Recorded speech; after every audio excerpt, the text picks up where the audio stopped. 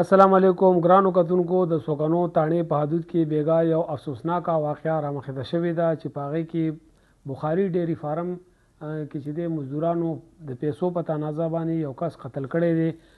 دغلته چې کوم دی څه مزدورانو هغې کار کولو او په دې کې یو مزدور و چې هغه د خپلو پیسو دپاره هلته ډیری فارم ته تللی و.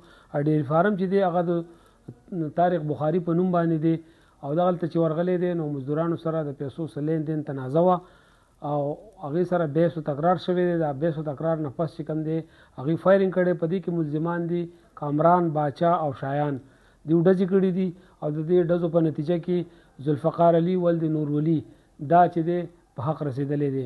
د دې مقتول ورور ذوالفقار علي چې دی دانش علي نوم دی هغې په هسپتال کې پولیس ته صدارنګ وینا کړې ده چې زما ورور او زما پلار هلته ډیری فارم ته لاړو.